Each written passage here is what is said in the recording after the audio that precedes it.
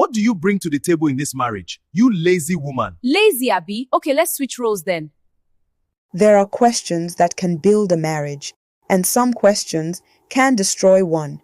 On a hot Tuesday evening in Lagos, a man asked his wife a question he thought was simple. What do you even bring to the table in this marriage? That was the day his house began to fall apart. Lagos woke up before the sun. By 4:45 a.m., the city was already coughing, Danfo conductors shouting, generators roaring, distant horns arguing with the morning. In a two-bedroom flat in Agege, Morayo Adekunle was already awake, not because she wanted to be, but because 3 children needed her before the world needed her husband. She slipped quietly from the mattress so she wouldn't wake Kunle, who slept like a man whose tiredness had an expiration date. Morayo did not have that luxury. She brushed her teeth with one hand, stirring pap with the other. She packed lunch boxes. She ironed uniforms. She tied shoelaces. She settled sibling fights before they became tears. By 6:30 a.m., she had already lived half a day. Kunle woke up at 7. Kunle Adekunle worked in Victoria Island. Bank job, suit, air-conditioned office, salary that came once a month. Like a stubborn visitor, as he buttoned his shirt, he watched Morayo moving around the house like a quiet storm. She handed him his breakfast. No, thank you. He checked his phone. Why is there no fried egg today? Morayo said nothing. He sighed. You women think staying at home is work. Try going to the office like me.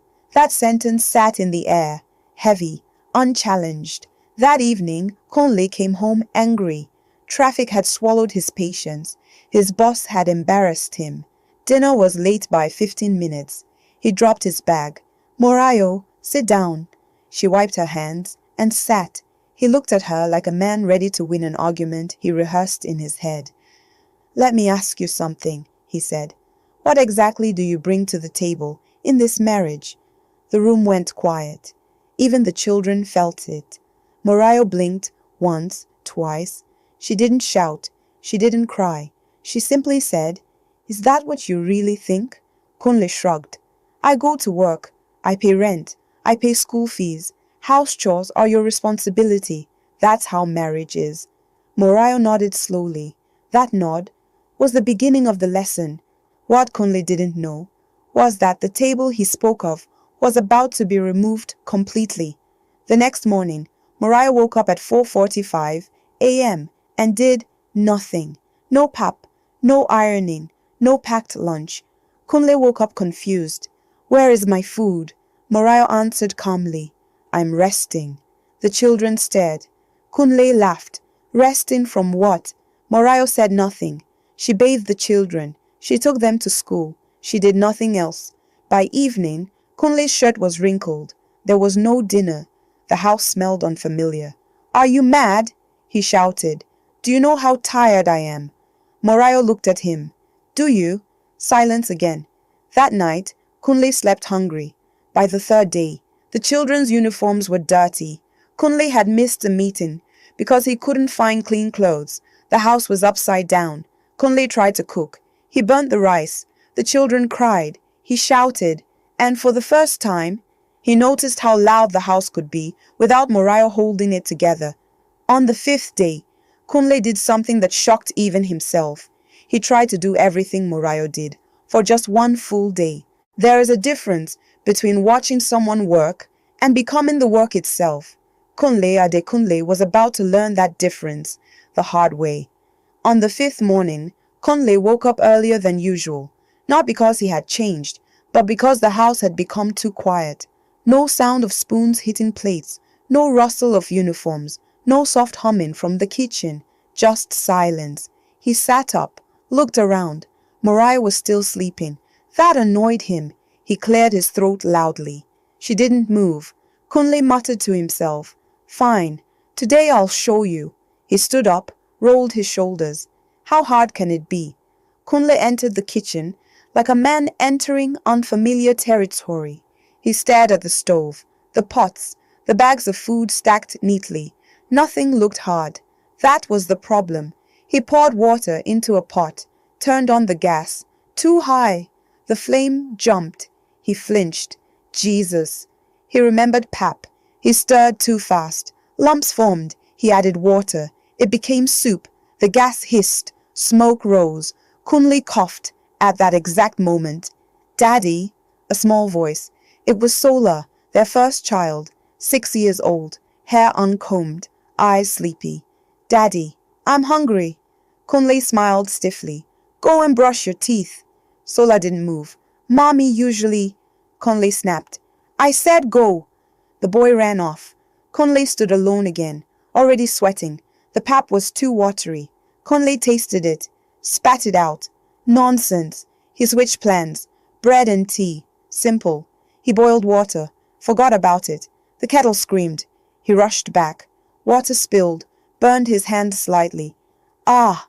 From the bedroom. Daddy, where's my uniform? Daddy, my socks. Daddy, I can't find my shoe. The noise rose. Kunle's head pounded. He shouted without direction. Everybody wait. But children do not wait.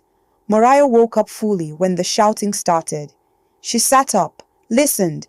She heard confusion, fear, rising frustration. She did not smile. She did not feel victorious. She felt tired. She stayed on the bed, silent. Kunle found uniforms, crumpled. He tried ironing. The iron was too hot. A shirt scorched. Sola cried, Daddy, my shirt! Kunle panicked. Wear another one. That one is dirty. Kunle froze. Dirty. The word hit him differently today. He checked the time. 7:12 a.m. School gate closed by 8. Traffic outside already angry. He abandoned ironing. Just wear it. The children protested. He snapped. Voices rose. Tears fell. And for the first time, Kunle felt something strange. Helplessness. Morayo had lived inside this chaos every single day. Kunle shoved the children into the car. Seatbelts tangled. Bags forgotten. He reversed too fast. Nearly hit a neighbor. Sorry, sorry. The road was madness. Danfo buses, Okadas, hawkers knocking on windows. The children shouted, Daddy, I'm hungry. Daddy, I need to pee. Kunle's phone rang. Office calling. He ignored it. By the time they reached school, the gate was closing. Kunle ran, sweat dripping, tie loose, one shoe half on. The security man stared. You are late, Kunle begged. The children were allowed in, barely. Kunle leaned against the fence, breathing hard. His heart raced, and something inside him whispered, You haven't even started. Back home, the house was a mess. Plates piled, beds unmade, toys everywhere. Kunle sat down. The silence now felt heavy. He looked at his phone. Missed calls. Messages. His boss. Kunle, where are you? He typed. Deleted. Typed again. Running late. He stood up to clean. Picked up a mop. Spilled water. Slipped slightly. Cursed. Sweat soaked his shirt. His stomach growled. No food. He checked the time. 10:47 a.m. He had already lived a full lifetime. Kunle decided to cook properly. He needed ingredients. At the market, women stared. Not because he was a man, but because he was lost. Sister, how much is this? That one? No, not that one. He forgot prices, forgot change, forgot his list. A woman laughed. Is it your first time? Kunle forced a smile. His ears burned. He returned home late, exhausted. Kunle tried cooking again. Rice burned. Smoke filled her kitchen. Fire alarm screamed. Neighbors knocked. Embarrassment swallowed him whole. His phone rang again. Boss this time. Kunle, if you don't show up tomorrow prepared, don't bother. The call ended. Kunle sat on the floor, head in hands. For the first time, he whispered, How does she do this? Evening came. Kunle picked the children. They were tired, hungry. At home, the youngest, Dami, started coughing. Fever followed. Kunle panicked. He touched the child's forehead. Hot, very hot. He froze. Morayo entered the room quietly. She saw the child. Moved instantly. Water, cloth, medicine. Kunle watched, speechless, effortless, precise, like muscle memory. That was the moment something cracked inside Kunle. That night, Kunle couldn't sleep. His body ached. His mind raced. He remembered his words. What do you bring to the table? The table flashed before him. Breakfasts, uniforms, school runs, emotional labor, invisible work. He turned to Morayo. She faced the wall, silent. Kunle swallowed. Morayo. She didn't answer. His voice shook. I didn't know. Tears filled his eyes. Real tears. The kind pride cannot stop. But knowing and changing are two very different things. The next morning, Kunle would try to apologize, and Morayo would teach him that some apologies are too cheap. Some lessons come gently, others come like Lagos traffic, slow, frustrating, and impossible to escape. Kunle had started to learn, but he was not yet ready to surrender. Morning came quietly, too quietly. Kunle woke up with pain in places he didn't know could ache. His shoulders, his legs, even his fingers. He sat up slowly. The house was already awake, not noisy, just moving. Morayo was bathing the children. Kunle watched from the doorway. She moved with ease, not because the work was easy, but because she had mastered it through years of sacrifice. Kunle swallowed. What he felt was not gratitude yet. It was shame. And shame has a way of turning into anger. As Morayo packed the children's bags, Kunle cleared his throat. Yesterday was stressful. Morayo nodded. Didn't stop what she was doing. You didn't help, Kunle added quickly. You could have stepped in earlier. Morayo paused, slowly. She turned to face him. Kunle, is that your apology? Silence. Kunle shifted. I'm just saying, we both live here. Morayo looked at him. Not angry, not crying, just tired. I've always lived here. She turned away. That sentence landed harder than a slap. Kunle wanted forgiveness, without humility. Kunle rushed to work. Late again. Traffic punished him. His phone buzzed with missed calls from school. He ignored them. At the office, his boss waited, arms folded. Kunle, sit. Kunle sat. You've been distracted. Deadlines missed. Reports sloppy. Kunle tried to explain. Sir, my home. The boss raised a hand. Everyone has a home. That sentence echoed in Kunle's head. Everyone has a home. But not everyone keeps it running. That afternoon, Kunle made a mistake. A big one. A number entered wrongly. A transfer delayed. The bank lost a client. The office went quiet. Kunle's boss called him in again. This time, there was no chair offered. One more mistake, the boss said calmly, and you won't need to worry about traffic anymore. Kunle nodded, hands shaking. For the first time, his job, the one thing he used as proof of contribution, was no longer secure. While Kunle's world shook at the office, Morayo's world continued. She picked the children from school. One fell asleep on her back. She bargained at the market. She cooked. She helped with homework. She cleaned. She bathed tired bodies. She wiped tears. She smiled through exhaustion. No applause, no salary, no thank you, just responsibility. This was the table she brought every single day. That night, Kunle came home angry, not at Morayo, at himself. But he didn't know how to face that, so he raised his voice. Why didn't you tell me how hard it was?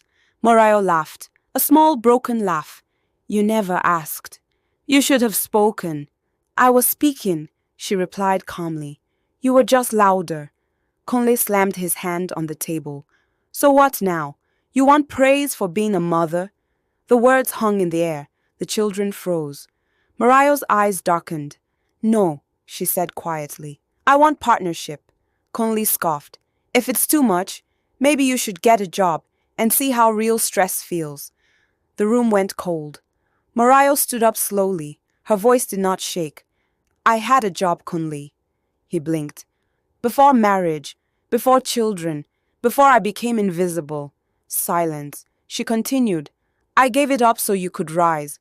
Kunle opened his mouth. Nothing came out. That was the moment Kunle realized. He did not marry a dependent. He married a sacrifice. That night, Kunle slept on the couch. The house felt different. Bigger. Colder. He stared at the ceiling. listened to the distant hum of generators, thought of his mother, thought of how she worked without being thanked, thought of how he had become the man he once criticized. Tears rolled silently. In the bedroom, Morayo lay awake. She was not angry. She was tired of teaching without learning. She made a decision, not to leave, but to stop carrying what was not hers alone. Tomorrow, she would let Kunle feel the full weight. The next morning, Morayo would do something that shook Kunle deeper than any argument. She would step back completely.